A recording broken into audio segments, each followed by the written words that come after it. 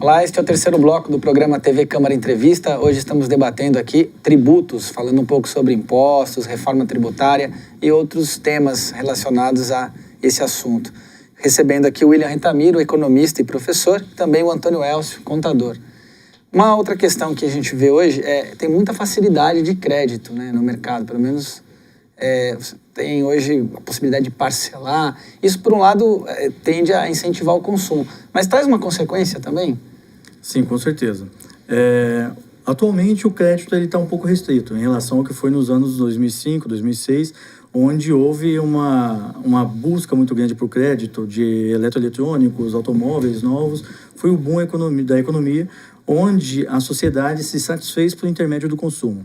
Isso foi positivo no momento que gerou emprego, porque uma demanda, ela leva a produção, que leva o consumo, que leva a geração de trabalho e renda de quem produz esses bens que vão ser consumidos.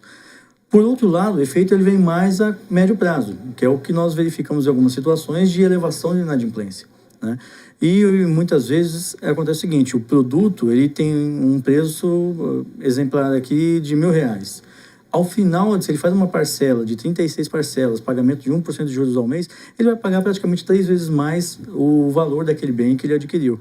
Então, os juros ele acaba consumindo. É onde o mercado financeiro consegue desenvolver melhor as suas atividades lucrativas, né? Então, a oferta de crédito, ela tem, por um lado, o benefício de dinamização da economia, com a geração de oferta e renda, de emprego e renda, decorrente da oferta de produtos e serviços. Por outro lado, ela tem um efeito negativo mais no médio prazo, que é a questão de não pagar essa dívida, na maioria dos casos, ou refinanciamento de dívidas, né?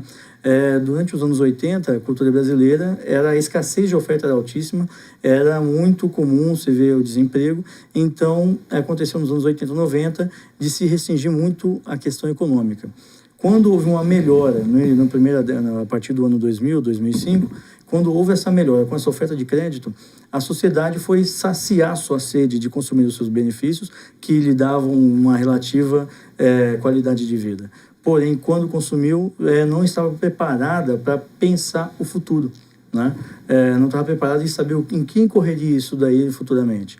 Mas a demanda era tão grande que a necessidade de suprir essa demanda, que seja por questões de marketing ou por questões definitivamente verdadeiras, no sentido de uma demanda de um automóvel para realmente desenvolver uma atividade econômica ou coisas do tipo, ela teve esse problema futuro, que foi o não pagamento de algumas das dívidas, elevação da inadimplência. Além do que também um automóvel gera uma série tem impostos, tem manutenção, para ficar nesse exemplo do automóvel. Do automóvel, eu vi um exemplo interessante uma vez, que você adquire, então você tinha 1.0, e você, já que eu vou pagar a prestação em 60 meses, 70 meses, né, dependendo da época que a pessoa financiou, ele esquece que ele tem o IPVA e ele tem o seguro. E esse veículo ele vai depreciar. Ele vai ter necessidade de manutenção. Então você tem os impostos que são decorrentes de você ter um veículo, e depois você tem a manutenção desse veículo. Só que o pneu custava R$70, R$100. Um pouco mais caro, ele vai custar 250, 300. E a sua renda continua a mesma. O consumo da gasolina. O consumo e tudo mais. Então, essa previsão ninguém teve. Então, eu acho que a gente falou um pouco de educação no intervalo. Essa educação da parte financeira da pessoa, ela é muito importante. A pessoa tem que fazer conta, ela tem que fazer previsões. Não é só, eu tenho crédito, então eu vou trocar minha casa, eu vou trocar meu fogão. O governo lançou lá um Vale Casa lá de R$5.000, alguma coisa assim, um cartão para ele financiar. Então você fica incentivando o crédito, mas ao mesmo tempo você está criando um endividamento muito grande. E as pessoas, infelizmente, elas ficam doentes, elas correm o risco de perder o emprego e a conta continua. É isso que eu acho que é o mal do crédito, muito, como ele falou, por questões de marketing, de necessidade de consumo, ele acaba se tornando um mal para as pessoas que não estão preparadas para assumir tantas prestações. Então, assim, ter uma prestação de 200, depois eu tenho mais uma de 100, mais uma... Quando eu ver, eu estou parcelando com o cartão de crédito, eu estou com o meu cheque especial negativado. Por quê? Porque eu não soube lidar com essa oferta de crédito toda. É a minha visão do crédito, é a visão contábil do crédito, né? Que é a falta da cultura em lidar com essa prestação, em lidar com esse crédito que foi oferecido e usar ele de maneira benéfica para mim. E o imediatismo, né? Eu posso adquirir um bem daqui 36 meses, eu vou poupar para adquirir esse bem. Não, eu quero bem agora, eu tenho crédito, então eu não me importo em pagar 3 vezes o valor de mercado desse bem, sendo que lá na frente ele vai estar valendo no mínimo 50% menos, né? Quer dizer que a conta é muito maior. Então, exatamente. Eu acho que a gente fica nessa discussão, nessa dicotomia, nessa divisão, porque se pensarmos na questão de médio prazo, é bom não comprar agora, poupar para poder comprar lá na frente. Mas, por outro lado, a gente fica pensando que se eu não consumo, aquilo que foi produzido vai ficar parado, e o que acontece? Se ele ficar parado, alguém vai perder emprego, porque não está tendo saída. Sim. Né? Então a gente fica nessa divisão. O equilíbrio, né? Achar essa equação, esse equilíbrio, eu acho que é o desafio nesse momento. Eu acho que vivemos um período de escassez de crédito, né, nos anos 80, 90. Vivemos um período de abundância de oferta de crédito, né, que foi positivo pelo lado econômico, porém negativo a médio prazo. Eu acho que agora nós estamos vivendo um momento de que é necessário se planejar melhor, né? Discutir esse planejamento a médio prazo e também discutir algumas outras questões, como os valores da oferta de crédito, né? Os juros estão corretos? Os juros são condizentes? Certa vez eu vi um estudo na qual os juros do cartão de crédito ele não reduzia fazia 10 anos. Estava em torno de 200%, 230% ao ano. Enquanto a gente analisa a taxa Selic, ela teve um período de queda, né? Tanto que os bancos públicos, né, a Caixa Econômica e o Banco do Brasil, eles tiveram uma ação de reduzir, de certa forma, drasticamente a oferta, os juros deles para poder ampliar o crédito. Os bancos privados foram obrigados a acompanhar isso para poder ter competitividade no mercado. Então, nesse ponto, nós verificamos que há uma solução. Porém, ela é de longo prazo e demanda muito dos agentes econômicos, muito da situação do dia a dia, da população saber de fato o que vai ser comprado, como vai ser comprado e como será pago, né? E também de uma forma que se adeque a não ter a estagnação ou parada econômica. Então, essa relação é que é um pouco mais difícil de fazer esse equilíbrio, né? Porque sem consumo não tem emprego, né? E se a gente precisa da poupança também, né? Ela faz parte da economia, né? Sim, Eu brinquei aqui com ele que a economia nunca foi muito bom, o negócio é contabilidade. Mas um não anda sem o outro. Um não anda sem o outro. Mas eu sempre soube que você tem que ser equilibrado. Investimento, consumo, demanda, tudo isso é decorrente de um equilíbrio para fechar a conta. Então, se você tem muito consumo, tem pouca poupança, você acaba criando essa situação de inflação, de tudo que a gente vê aí. Mas nos últimos anos, esse aquecimento da economia, do crédito, é verdadeiro dizer que, por outro lado, também houve uma diminuição do emprego informal no Brasil? Da informalidade no geral, as pessoas estão pagando mais o seu imposto de renda, as pessoas estão registrando seus funcionários, estão procurando pagar seus tributos municipais, ou não? Esse aquecimento ele não se refletiu também nessa legalidade da economia?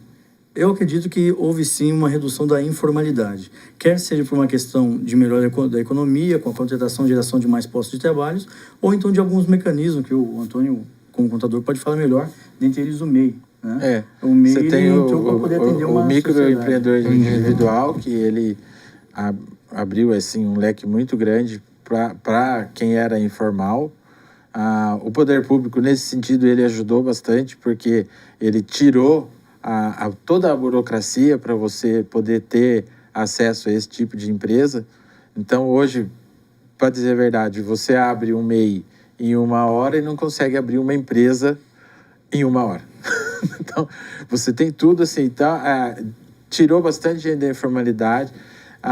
Eu acho que aí entra o Sebrae, entra o próprio nós contadores, os economistas, que é ajudar essas pessoas, para que eles, a partir daí, eles deixem de ser MEI e passem a ser microempreendedores ou empresas de pequeno porte. Questão do emprego, para quem está no Simples Nacional, que tem um faturamento até 3 milhões e 600, eles têm a vantagem de não ter o tributo sobre a folha de pagamento. Então, isso ajuda bastante a ele não ter informalidade. Isso foi um ganho para essas pequenas empresas. E o governo também desonerou a folha de pagamento de alguns grupos de empresas. Então, isso incentiva o emprego. Porque você contratar uma pessoa e pagar quase que 30% para o INSS de imposto, o empregador acaba botando o pé no freio. Quando você não tem esse tributo, você tem só o fundo de garantia, no caso 8%, você acaba tendo um incentivo para formalizar aquele trabalhador. E a ideia é que todos estejam de carteira assinada, né? E que o cabeleireiro, o pedreiro, o marceneiro, o motorista, ele possa, através do meio autônomo, ele também se legalizar, ter acesso ao INSS, que é muito importante, poder emitir nota. Eu acho que foi um dos grandes ganhos para a economia, o microempreendedor individual, que a gente chama de MEI, né? Realmente. Essa questão de dinamizar o processo de formalização, né? Do artista de rua, do pedreiro, do encanador, né? O trabalhador individual, que outrora trabalhava de forma informal, né? Ele paga pelo menos o mínimo, né, do MEI, para poder se formalizar e garantir os benefícios sociais, como aposentadoria, seguridade social, coisas do tipo. Discute-se ainda se isso aí inibe a precarização, muitas vezes, do trabalho, a precarização do trabalho, porque tem essa outra questão. Mas não se pode, inquestionável, que reduziu a informalidade, porém, ainda há necessidade de se pensar outras situações para poder dinamizar a questão da economia. Daí voltamos de novo naquela questão. Quando se desonerou a folha de pagamento, gerou mais emprego. E a desoneração é menos caixa no governo. Uhum. E esse menos caixa ele tem que atender às demandas sociais ainda em grande escala. A gente sempre está aí nessa balança, então. Sempre. É uma equação difícil de se fazer. Mas uma coisa que vocês falaram aí, a importância também da pequena e média empresa na economia, né? A gente fala muito das grandes indústrias, dos grandes segmentos, mas desde o pequeno produtor até aquele pequeno comerciante, prestador de serviço, eles movimentam a economia de uma forma muito importante. Então, também, ao pagar seus impostos, ao estarem legalizados, contribuem para o... Com certeza. 96% das empresas brasileiras são micro e pequenas empresas, né? Então, ela é uma das maiores empregadoras. Ela não consegue pagar o mesmo salário que uma grande empresa consegue pagar, mas ela absorve muita mão de obra, né, quer seja qualificada ou não. Muitas vezes, a redução dos postos de trabalho nas indústrias, na grande indústria, ela é revertido como prestador de serviço. O engenheiro que trabalhava em determinada área de uma empresa, ele sai da empresa e abre a sua empresa para poder prestar serviço para a indústria que ele trabalhava antes, né? Ou seja, se trabalha essa redução, mas a micro e pequena empresa, principalmente depois da lei das micro e pequenas empresas, que foi um salto fundamental, importantíssimo para a economia brasileira, voltado para as MPS, ela trouxe formalidade, ela trouxe dinamismo, a possibilidade das micro e pequenas empresas terem mais acesso às licitações públicas para poder participar e de que 30% da demanda do poder público seja revertido para a micro e pequena empresa, fez com que elas tivessem um fôlego, né, muito mais fácil. E a questão do Simples Nacional, né, que realmente facilitou a questão tributária para a micro e pequena empresa. Então, as micro e pequenas empresas são fundamentais na economia brasileira, tem uma permeabilidade muito grande em toda a sociedade brasileira. A questão é sempre ela estar buscando a inovação e sempre estar qualificando com o devido apoio, quer seja do poder público ou de demais instituições, como o SEBRAE, CIESP, FIESP, que servem, que estão, uma das funções dessas é apoiar a micro e pequena empresa. Bom, pessoal, felizmente, nosso programa já chegando ao fim. E gostaria muito de agradecer a presença de vocês, professor William, o Antônio também. E deixo aí para vocês as palavras finais, o encerramento. Se vocês quiserem falar mais alguma coisa. Eu agradeço o convite, né? Estar aqui com o colega também para discutir os assuntos. Somos da mesma área, que seria financeira, mas estão cada um no seu lugar. Eu gostaria muito, assim, de pensar no futuro, que a gente vai ter aí. O nosso presente, ele tá legal, mas ele pode melhorar. Então, eu acho que eu gostaria de que as pessoas olhassem para tudo que a gente está vivendo hoje e estamos vendo eleição, não sei se pode falar aqui, mas eu acho Falou já, né? Já falei. Então, eu acho que... Você não pode pedir voto. Não vou pedir voto, pelo amor de Deus. Mas, assim, eu votar conscientemente e pensando nisso que a gente falou hoje, no tributo, na aplicação dos recursos, que existe o desequilíbrio se você tem a desoneração de impostos de alguns setores. Pensar nisso, pensar seriamente para a gente poder fazer um Brasil melhor. Eu acho que seria assim, para falar alguma coisa, seria isso. Bom, primeiramente agradecer a oportunidade de estar aqui, né, poder participar do programa, né, o colega Antônio aqui que enriqueceu o debate aqui conosco, e dizer que apesar quando se fala em tributos, a gente começar a trabalhar um processo de educação, de conscientização do que é o tributo, para que ele serve. Não somente quando a gente olha o nosso olherite, nossa folha de pagamento e vê lá os descontos, mas pensar qual é a função deles.